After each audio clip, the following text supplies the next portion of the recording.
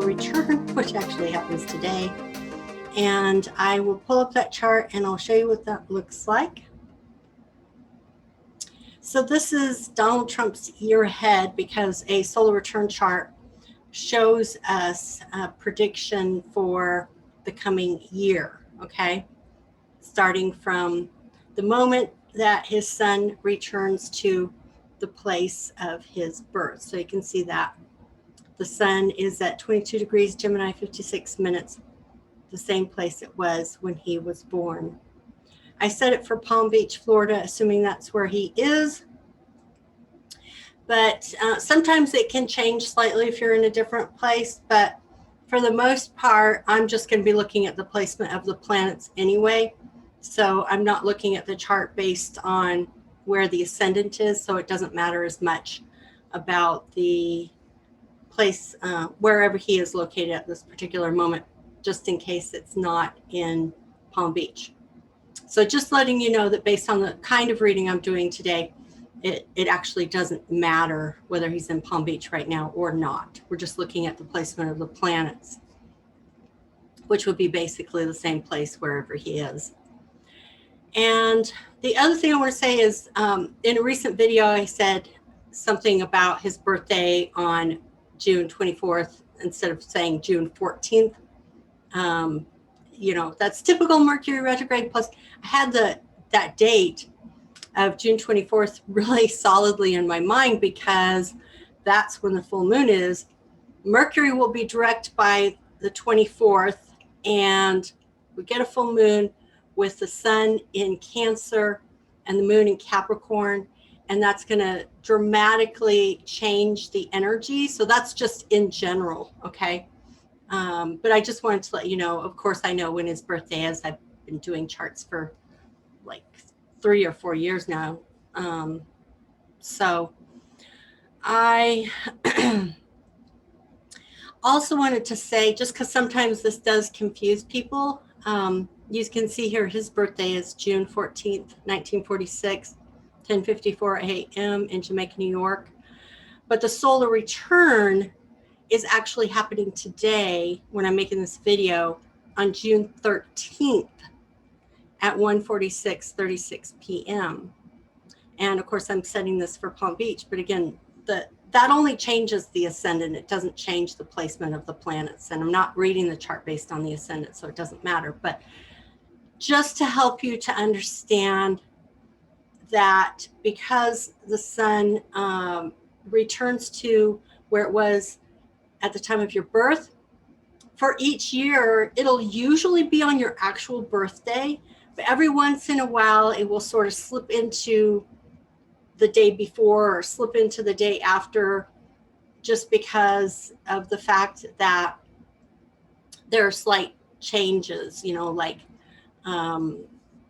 precessions and just all kinds of things that that cause slight differences. That's why it can sometimes slip into a day earlier, a day later. So also, please don't be confused by the fact that his solar return is happening on June 13th instead of June 14th. But this is an accurate reading for his solar return chart. Okay, so there are 3 primary alignments in this chart that we need to look at. One is the Mars-Pluto opposition, which is getting reactivated by the moon in opposition to Pluto and moving into conjunction with Mars. So that'll reactivate that. And so that's an ongoing conflict in his life. And then the other one is the Saturn-Uranus square, which does become exact on June 14th, and I'm going to show you that chart. So that square is also embedded in his solar return chart, so that's part of the prediction for the whole year. These alignments, when they're embedded in your solar return chart, become part of the prediction for the entire year. So the energies that are manifesting and whatever conflicts they're manifesting, whatever pressures they're manifesting, or good luck if that happens to be the case, you know, whatever is happening in your particular chart, But anyway, these alignments get embedded in your solar return chart. And then the issues that are brought up because of these alignments, the way they manifest, it gets embedded in that entire year. Okay, so they play out over the course of the entire year. Then the other one that's super important is Neptune squaring his Sun conjunct Mercury. And of course, that's also right over his North Node, and squaring his natal moon and South Node. Okay. So I think that you can also see this in the solar return chart as well. And in astrology, we have the rule of 3, which means if you see it 3 times, it's an extremely accurate prediction. Okay. So I'm not going to look at his progressions in this reading. I think that seeing it in the solar return chart and whether it's just the solar return chart itself or laying on top of his natal chart, we're seeing the same activation, which is Neptune in the 8th house, squaring the moon and South Node in the 5th house. Now, you probably know the 5th house is related to children. And it's also in the 11th house, which is a general relationship house. So general meaning how you interact with the entire public, in a sense, your relationships with the public, with friends, allies, social circles, social networks, and the population in general. And so when we see this square of Neptune, we know, especially in this square to Mercury, because then it reactivates his natal Mercury-Neptune square, we know that this relates to his problem of being a pathological liar, and that this is karmic and it is coming back to haunt him. Okay. And the way karma is supposed to work is that you're actually supposed to evolve over time. You're supposed to learn from your lessons. But for some reason, there are some people who, no matter how hard spirit hits them with the lesson, they just cannot seem to learn. And they just, I don't know why. I can't really comprehend that. But that may be the case with Donald Trump, especially. He's so far into his latter years. I don't think there's much room for him to, like there isn't enough resiliency left for him to begin to learn and change his behavior. Those patterns are just too deeply set in who he is. So he'll continue to use those strategies even though they don't work and even though they're destroying his life. So the other interesting thing about the 8th house and Neptune, they're making that square, is that I've discovered during this eclipse period that a very unusually high percentage of people have been experiencing neurological disorders, such things like concussions, strokes, pre-strokes, anything like that. And I wouldn't have realized that would be one of the outcomes of Neptune square Mercury. But, with the added eclipses and seeing how it's manifested, it seems completely obvious now with Neptune in a water sign, Pisces, making a square to Mercury retrograde in Gemini, because Mercury rules Gemini. So that's the mind, and Neptune is the confusion of the mind. So that's what, and plus it's water. So, and the brain is really hugely impacted by blood flow in the brain, fluids and blood flow in the brain. And so certainly any kind of impact to the skull or just high blood pressure, any of that could could trigger these problems. So for some, you know, it'll just be a minor passing thing. For others, it may come back later. So if you know someone, or if you were somehow affected by that, then be sure to make your health in that area, or any area, obviously, a very high priority, so that you can, you know, obviously mitigate any harmful effects of that.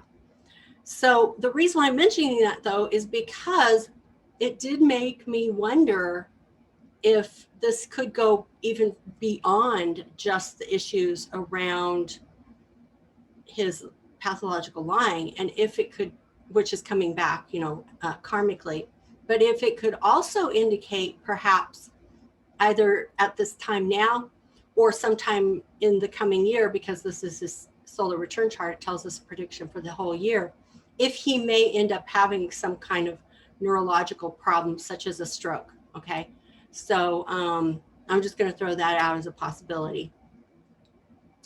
Now, the other thing I would say is, if he is in Palm Beach at the time, then that puts the vertex right next to Neptune. So this is, you know, especially in a square to the nodes and the eclipses, it's extremely karmic. It's fated. Okay. The other thing it could mean is it's the 8th house of joint resources. And so it could also possibly impact joint resources related to his children. Okay. So, you know, one thing I would say is, having been an astrologer for decades, I look at this and, well, I will just say that, you know, I've looked at issues around, can you predict when someone will die? It's extremely difficult to pinpoint something like that in someone's life, which is probably a good thing. But one of the things I will say is that if a person is already old and, you know, naturally inclined toward possibly becoming deceased, you know, that's just the natural course of things already, then you look at their alignments, and it is much easier to pinpoint at least a time frame if you do happen to see these kinds of signatures in their chart. So this is not a prediction. It's just saying that the probability might be a little bit higher this year. So I'm definitely not predicting that, because my intuition isn't really telling me that that's going to be what's happening. But, you know, with Uranus getting activated in the square to Saturn so much this year, I would say anything's possible, really. It's just, it makes this year so unpredictable, because it keeps like throwing wrenches into the system. But regardless, the fact that it's there in the 8th house of joint resources, square to his 5th house, moon and south node, I definitely think there are going to be issues around money and joint assets with his children. Okay. And then the third one that we need to look at is Uranus square to Saturn. Now, we've had the final eclipse. And like I said, as soon as Mercury moves out of retrograde, which is late on June 22nd, and then 2 days later, we have the full moon with the moon in Cancer, moon in Capricorn and sun in Cancer, which will dramatically shift the energy. I think you'll feel a kind of, it's like it reaches some kind of resolution that may have come up during this eclipse season. So that's actually good. It's kind of like, okay, whatever turmoil came up during this eclipse season, that full moon kind of doesn't completely shut the door, because these issues will come back later in the year, but does sort of like shut it temporarily. Like, okay, that there's at least some kind of resolution, whether for you in certain areas, it may be a permanent resolution, like I'm done with this problem, whatever it is, like this relationship, this job, this house, this, living situation, this financial situation. Some things may actually resolve permanently, but there are other things that will be ongoing through the end of the year. And I know that because of the alignments, because the things will circle back definitely at the end of the year, in the latter half of December. Some alignments are coming up that are definitely going to pull these issues back up. And they have mostly to do with Mercury and Venus issues. And Pluto issues. And so the other thing I want to mention, though, is that with the square of Uranus and Saturn's in the 7th house. And I told you that as long as Saturn's alone in the 7th house, that indicates isolation. That indicates relationships that are being cut off, that are leaving, closing doors. Especially with the square to Uranus, it's a very separating energy when it's in your 7th house. He might get a little bit of a reprieve from that when Jupiter moves back into a 7th house. But the other thing I saw in just the solar return chart was that it put, with the ascendant here in Virgo, it put all these planets in Gemini in his 9th house, which, this is the eclipse. These are the eclipse planets, the North Node, Mercury retrograde, the Sun. So what this tells us is that in the 9th house, that all these legal issues are just like exploding this year. Okay. Which, I don't know how it's impacting him personally or emotionally, but I do know that this is part of what is triggering this isolating effect of Saturn, especially in a square to Uranus, because people just, you can only take so much, and then you just have to separate yourself from someone who's got this kind of legal cloud hanging over his head. It's just too much. And it's only going to get worse. Okay. It's not, I don't see any indication that this is getting any better for him. It's only getting worse. Okay. So those were the 3 primary alignments I wanted to show you. The moon opposite Pluto, reactivating that energy of Mars opposite Pluto. And then the Neptune square to Mercury retrograde in the Sun, right over his full moon eclipse in his chart. And then the third one was the Saturn Uranus square. Okay, Saturn in his 7th house of relationships, and Uranus in his 10th house, which is the most public realm. Okay, and also, by the way, when things are in your 12th house, I've said before, secrets get revealed. And with the moon there at 29 degrees in his 12th house, what that says is that you can also tell when these things are going to get activated based on where they are. Like if they're in the first 10 degrees, it'll happen in the first third of the year. So the middle 10 degrees is the second third, like second 4 months. Then the last 4 months of the year, which is the last third, it's when planets are in the last 10 degrees of the sign that they start to activate the karma that's embedded in that solar return chart. So I hope that made sense. It's maybe a little bit confusing at first if you're not familiar with that concept, but notice that the moon is in the 29th degree, which is a critical degree in his 12th house. And because it's in the last degree, that means it won't happen almost until we're almost fully through the year. So almost until his next birthday in 2022.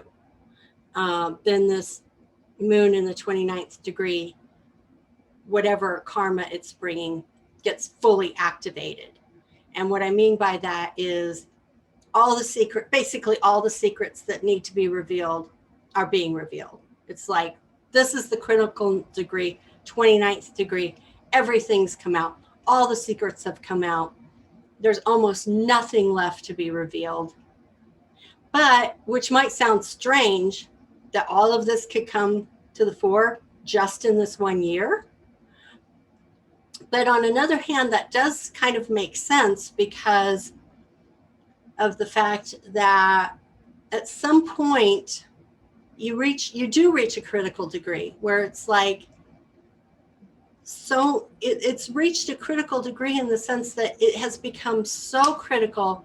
There's nothing more that could make it more critical. You know what I mean? It's like that crisis point. It's like that straw that breaks the camel's back. It's like, you cannot put one more thing on the camel's back. You know, that's it. We actually won't need any more information after that. So, so I think that, you know, we're going to see a lot come down, and certainly in terms of all the legal stuff. And after this year, I don't think, I mean, there may be some residual stuff after this year. I mean, from today until June 14th, 2022, this year, I don't think I think this will basically be it. There may be some residual stuff after that, but I think all of this legal stuff is, for the most part, going to be handled and resolved and completed. And there won't be much after that, there won't be anything left after that can be revealed that will make any difference. I mean, if you're in jail for life, you're in jail for life, you know. It's like, I've actually seen cases like that in you know, true crime shows where somebody committed mass murder, or they were serial killer, and you know, how many life terms can you give someone? You know, after you've got one life term, what difference does the other 14 life terms make? It's, you know, it's sort of symbolic, but it doesn't change the criticality of it, if that makes sense. So that's pretty much it for this year. It's all coming to a head this year. All right, so so whether or not he actually ends up in jail, that's not something I can see in the chart. And I think that's mainly because maybe it's just my own thought processes, that I don't think any president in the United States has ever ended up in jail. So maybe I just have a bias that it's hard for me to imagine that could even happen. So maybe if it even is in the chart, I can't see it because I have this bias. So I'm just letting you know that I don't know if that will be the final outcome, but he, you know, with this Neptune square to Mercury retrograde, conjunct the eclipse, by the way, because square the eclipse, because it was square the eclipse right over his full moon eclipse. Who knows if he'll even survive, you know? So again, you can't put a dead person in jail. So it reaches a critical point where it can't get any more critical than that, you know? So I think that's what we're going to see this year. All right, so I could go into the Saturn square to Uranus when it's exact tomorrow, but now that I've spent a lot of time on this solar return chart, I think it'll probably be better to save that for another video, because there's a lot coming over the month that's going to cause that square to be activated and then reactivated and reactivated and reactivated and reactivated. So there's a lot of information and I could say about that square. So I'll save that for another video. All right, so thanks so much for joining me. I hope that was helpful, and I will see you again in the next video. Bye-bye.